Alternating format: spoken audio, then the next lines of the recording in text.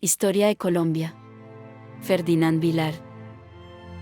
Capítulo 3. El periodo colonial, sociedad, economía y religión. Bienvenidos al canal Audiolibro de Historia. Aquí nos dedicamos a explorar, en cada entrega, acontecimientos y personajes que han marcado el devenir de la humanidad. Si en algún momento discrepas de la versión que te presentamos, te invitamos a compartir tu perspectiva con respeto. Nos comprometemos a investigar y, más adelante, preparar un video donde integremos también tu punto de vista. Nuestro objetivo es construir una amplia base audiodocumental sobre la historia mundial. Apenas comenzamos, así que suscríbete y activa la campanita para no perderte ninguna de nuestras próximas exploraciones. Hoy avanzamos con el audiolibro de Historia de Colombia en 10 capítulos, y en este capítulo 3 nos adentraremos en el periodo colonial, una etapa que abarca aproximadamente 3 siglos de transformaciones profundas. Luego de la conquista, esa irrupción violenta y conflictiva que describimos en nuestro capítulo anterior, los españoles comenzaron a consolidar su dominio, dando vida a nuevas estructuras políticas y económicas, y poniendo en marcha un intenso proceso de mestizaje cultural. Este largo periodo estuvo marcado por la creación del nuevo Reino de Granada, la instauración de un sistema de castas, el desarrollo de encomiendas y haciendas, y la presencia omnipresente de la Iglesia Católica como árbitro espiritual y social. ¿Estás listo para sumergirte en esta historia de luces y sombras, donde la riqueza del oro convivía con la explotación y la discriminación, y donde la fe se mezclaba con el poder? Acompáñanos. 1. El surgimiento del nuevo Reino de Granada y su vínculo con el Virreinato del Perú. Para comenzar, debemos situarnos en los primeros años posteriores a la conquista. Recordemos que en la década de 1530, conquistadores como Gonzalo Jiménez de Quesada, Sebastián de Belalcázar y Nicolaus Ferman se disputaban el control del altiplano cundiboyacense y otros territorios que, poco a poco, iban incorporándose al dominio de la corona.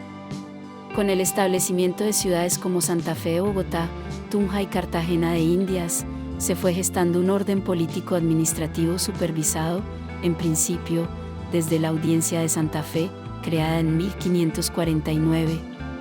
Esta institución, en esencia, tenía el objetivo de impartir justicia y de servir como enlace entre los territorios recién conquistados y las autoridades de la metrópoli. Es en este contexto que surge la denominación de Nuevo Reino de Granada, un nombre que evocaba, sin duda, la reconquista hispánica de la península ibérica y que pretendía exaltar la continuación del proyecto imperial español en ultramar. Durante la segunda mitad del siglo XVI, las autoridades de la corona fueron creando instituciones para afianzar su control, gobernaciones, corregimientos y, sobre todo, la presencia de funcionarios reales que velaban por el cobro de impuestos y el cumplimiento de las leyes. Sin embargo, buena parte de estos territorios quedaron bajo la órbita del Virreinato del Perú, cuya capital era Lima. Desde allí se controlaban vastas extensiones que abarcaban gran parte de Sudamérica, con enclaves mineros tan importantes como Potosí, en la actual Bolivia.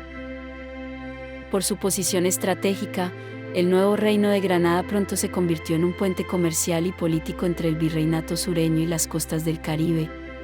Las rutas que unían Cartagena con el interior del país, pasando por el río Magdalena, se volvieron indispensables para el flujo de mercancías y de metales preciosos que viajaban hacia Europa.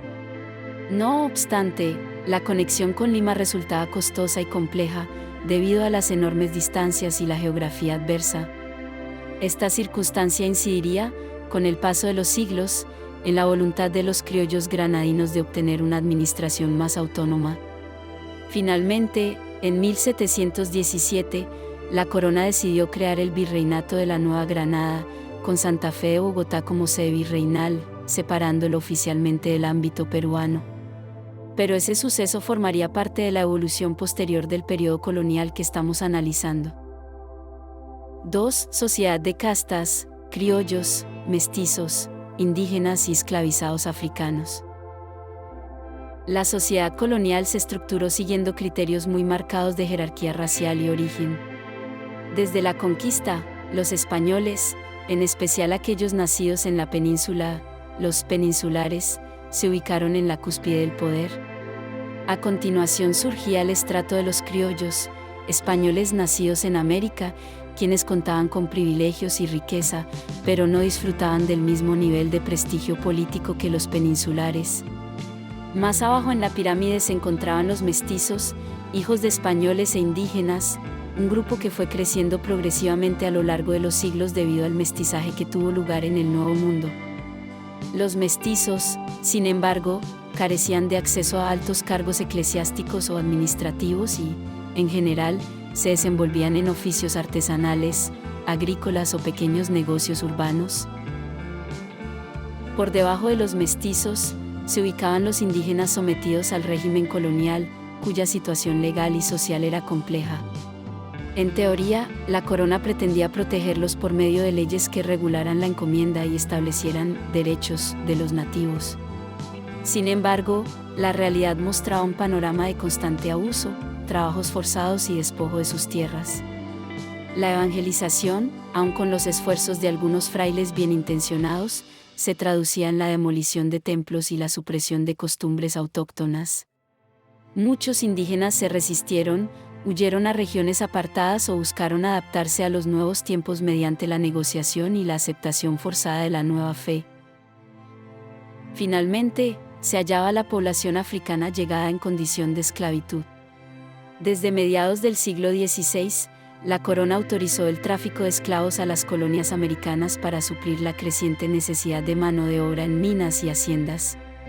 Cartagena de Indias se convirtió en uno de los puertos más activos de este siniestro comercio, recibiendo barcos negreros que transportaban hombres y mujeres arrancados de sus hogares en África. Estos esclavizados contribuían de manera decisiva al desarrollo económico colonial, especialmente en la minería de oro y en los cultivos de caña de azúcar. Algunos lograron escapar y formaron palenques, asentamientos libres, donde se forjaron nuevas identidades y resistencias culturales. Para subrayar esta jerarquía social, las autoridades coloniales desarrollaron un extenso sistema de castas que catalogaba a la población según las proporciones de sangre española, indígena y africana. El mestizo, el mulato, el sambo y otras denominaciones intermedias pasaron a definir la vida cotidiana de las personas, estableciendo un orden discriminatorio que condicionaba las posibilidades de ascenso social, la participación en la vida pública y hasta la forma de vestirse o habitar los espacios urbanos. Hoy en día, analizar ese sistema de castas revela la obsesión colonial por clasificar y controlar a la población bajo la premisa de la pureza de sangre, una herencia que venía de la península ibérica y que influyó en el comportamiento social y político durante toda la colonia. 3. La economía colonial, encomiendas, haciendas y la importancia de la minería.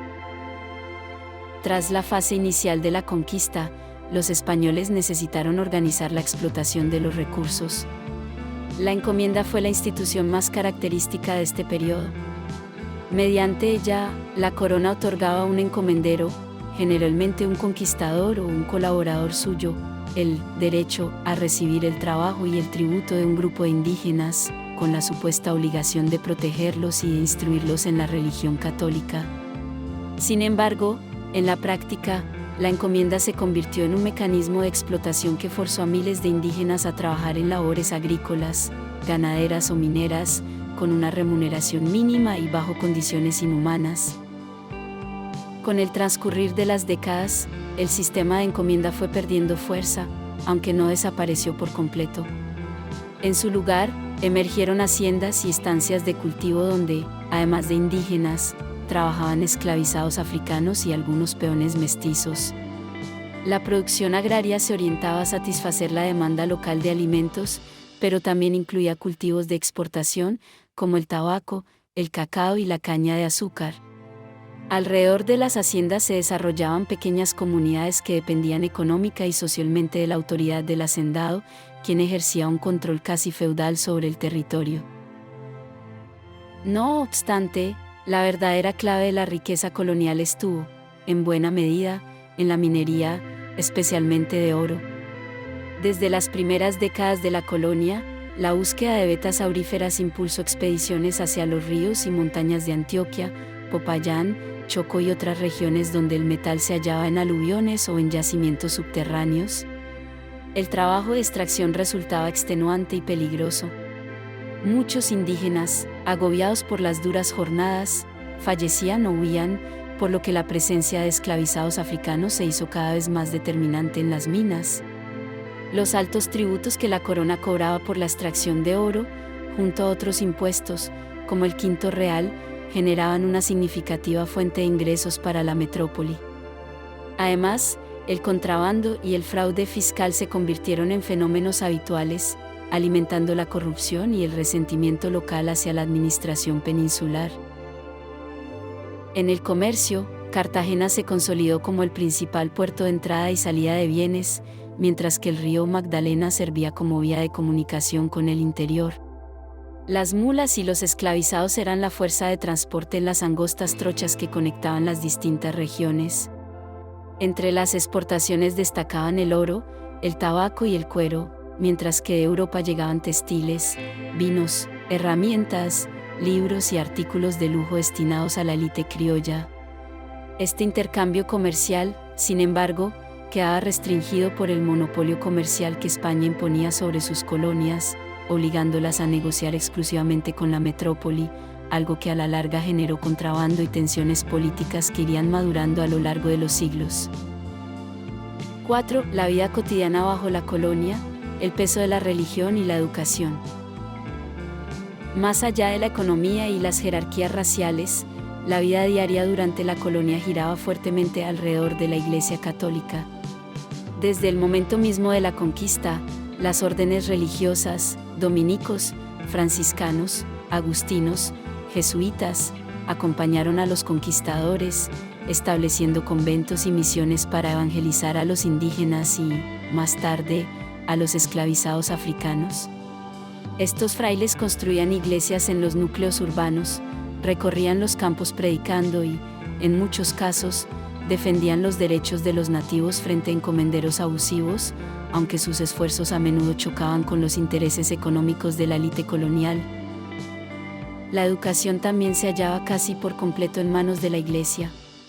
La mayoría de las escuelas y, posteriormente, las primeras universidades, estuvieron controladas por órdenes religiosas. Por ejemplo, la Compañía de Jesús fundó colegios de gramática y artes en ciudades como Santa Fe, Bogotá y Tunja, donde los hijos de las familias criollas podían formarse en latín, teología, filosofía y matemáticas básicas. No obstante, el acceso a esta educación quedaba muy restringido a los varones de élite, pues las mujeres y los grupos considerados inferiores en la escala social tenían pocas o ninguna oportunidad de estudio formal. En lo cotidiano, las fiestas religiosas marcaban el calendario de la ciudad y del campo. Semana Santa, Navidad, las fiestas de santos patronos, procesiones y novenas eran ocasiones en que la gente se reunía para honrar a sus deidades y socializar.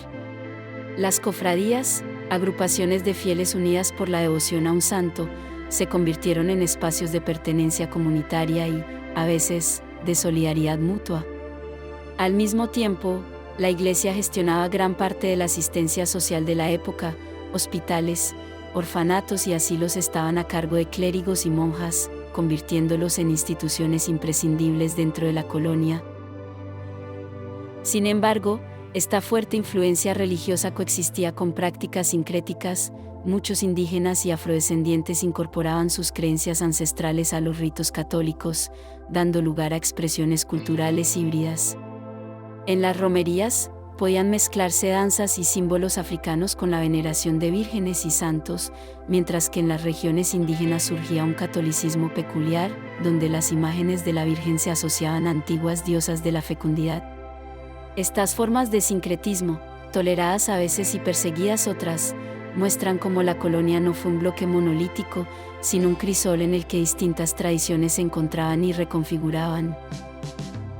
5. Historias y curiosidades que colorean la época colonial. Para darle un aire más cercano a nuestro relato, vale la pena destacar algunas anécdotas y curiosidades que ilustran el espíritu de la colonia. 1. Los conventos de monjas y su rol en la sociedad. En ciudades como Santa Fe o Bogotá, se fundaron conventos de clausura donde las hijas de familias acaudaladas eran enviadas para recibir educación religiosa y, a menudo, para escapar de matrimonios no deseados? Detrás de los muros, florecían bibliotecas, jardines y talleres de costura, y algunas monjas sobresalieron como grandes eruditas o poetisas. En ciertos casos, estos conventos servían de refugio para mujeres que deseaban apartarse de la dura realidad de la vida colonial y consagrarse a la espiritualidad. 2. El miedo a la Inquisición. Aunque la Inquisición no tuvo en el nuevo Reino de Granada la misma fuerza que en Lima o México, sí existían tribunales y censores que vigilaban la ortodoxia religiosa y moral.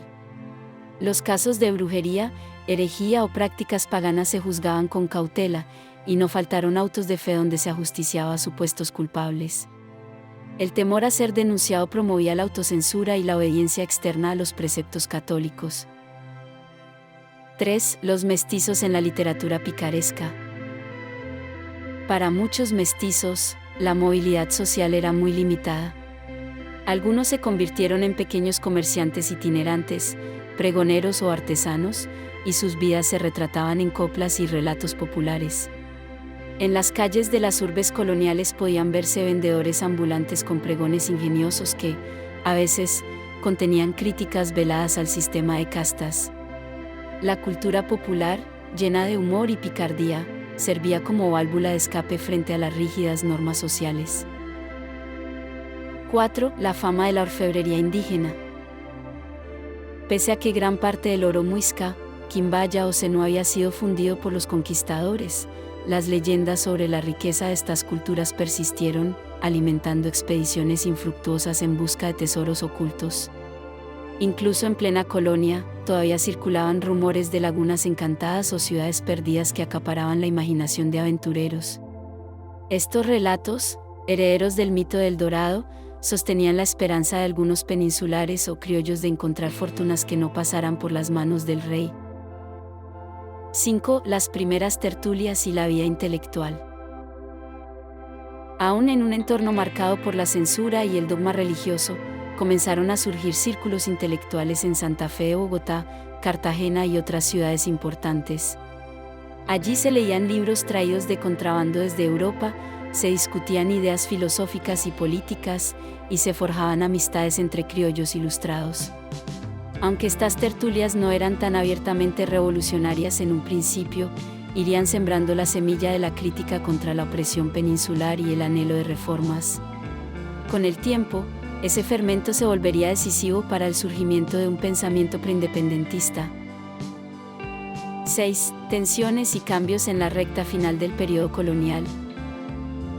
Hacia la segunda mitad del siglo XVII y a lo largo del XVIII, la corona española, inmersa en conflictos internacionales y en la necesidad de aumentar sus ingresos, adoptó reformas borbónicas que pretendían modernizar la administración colonial y hacerla más productiva.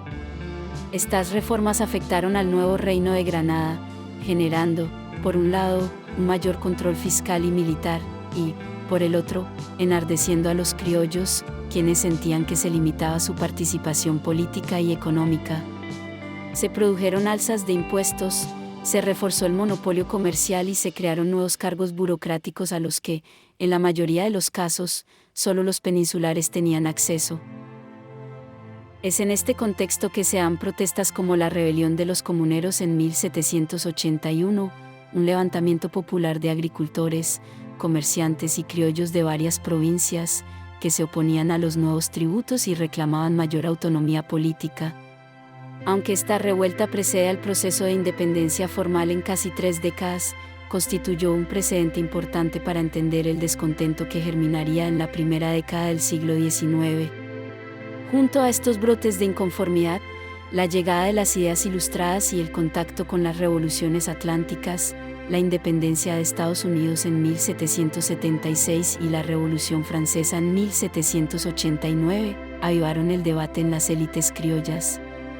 A medida que los siglos avanzaban, se hacía más patente la contradicción entre un sistema colonial que reservaba los altos cargos para la metrópoli y los anhelos de mayor autonomía de la clase criolla local. La Iglesia, por su parte, también se vio sacudida por las nuevas corrientes filosóficas y teológicas. Algunas órdenes, como los jesuitas, fueron expulsadas de los dominios españoles en 1767 por decreto de Carlos III, debido a que el monarca consideraba que esta compañía acumulaba demasiado poder. Muchos de los criollos educados por los jesuitas tuvieron que interrumpir sus estudios o buscar maneras alternativas de cultivar su formación intelectual. Esta medida, junto con otras disposiciones centralistas, erosionó la lealtad de un sector importante de las élites locales hacia la corona, pues veían peligrar sus tradiciones culturales y su autonomía educativa. De esta forma, llegamos a finales del siglo XVIII y comienzos del XIX con un panorama tenso, un sistema colonial que sostenía la pirámide de castas y la explotación de los recursos, pero que se enfrentaba a la resistencia creciente de diversos grupos sociales. Indígenas y afrodescendientes reclamaban mejores condiciones de vida o, al menos, espacios donde escapar al yugo de las encomiendas y la esclavitud. Criollos intelectuales abogaban por reformas o, incluso, planteaban visiones de emancipación inspiradas en el pensamiento liberal de la época. El viejo orden, anclado en la monarquía absoluta y las divisiones raciales, empezaba a tambalearse, aun cuando la corona española todavía ejercía su autoridad sobre la mayor parte de sus colonias. 7. Cierre y conexión con el siguiente capítulo. En este capítulo 3, hemos visto cómo, durante el periodo colonial, se sentaron las bases de una sociedad que, con sus jerarquías raciales, su economía minera y agraria, y su fuerte impronta religiosa, definiría buena parte de la identidad de lo que hoy conocemos como Colombia. El nuevo Reino de Granada, inicialmente dependiente del Virreinato del Perú y luego erigido en virreinato propio, funcionó como escenario de tensiones entre peninsulares y criollos, entre hacendados y pueblos indígenas, entre esclavistas y esclavizados.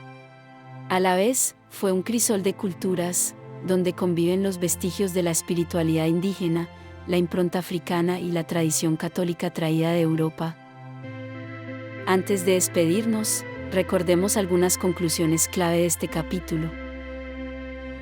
1. Creación del nuevo Reino de Granada. Surgió como una entidad político-administrativa con Santa Fe de Bogotá como centro neurálgico, manteniendo vínculos complejos primero con el Virreinato del Perú, y más tarde consolidándose en un virreinato independiente. 2. Sociedad de castas. Estableció jerarquías raciales muy marcadas, con los peninsulares en la cúspide, seguidos de criollos, mestizos, indígenas y esclavizados africanos, generando un sistema de discriminación estructural que definió las relaciones cotidianas. 3. Economía colonial. Giró en torno a la encomienda, las haciendas y, sobre todo, la minería del oro, sosteniendo el poder económico de la élite y alimentando el tesoro real. Cartagena y el río Magdalena fueron ejes clave en el comercio y el transporte. 4. Rol de la Iglesia Católica. Se constituyó en el pilar de la vida espiritual, educativa y social, al tiempo que coexistían resistencias y sincretismos en las comunidades indígenas y afrodescendientes. 5. Tensiones crecientes. Las reformas borbónicas y el monopolio comercial exacerbaron el descontento de los criollos, mientras que indígenas y esclavizados pugnaban por resistir o escapar a la explotación. Este clima de inconformidad y lucha de intereses sería el preludio de los movimientos preindependentistas. En el próximo capítulo, el capítulo 4, abordaremos precisamente el auge de las ideas ilustradas y los movimientos preindependentistas. Veremos cómo la Ilustración, la independencia de Estados Unidos y la Revolución Francesa llegaron a influir en las mentalidades criollas, generando las primeras conspiraciones y protestas contra la corona española. Destacaremos eventos como la Rebelión de los Comuneros, 1781, y analizaremos cómo las reformas borbónicas, lejos de fortalecer el vínculo con la metrópoli, terminaron impulsando la conciencia de autonomía y de identidad en los territorios americanos.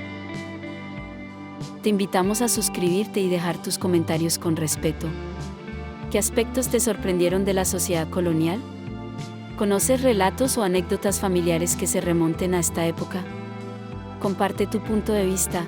Estamos comprometidos a investigar y preparar futuros contenidos donde integremos también tu perspectiva. Recuerda que nuestro objetivo es construir una amplia base audiodocumental, donde todas las voces tengan cabida. Nos encontramos en el próximo episodio para continuar nuestro viaje por la apasionante historia de Colombia.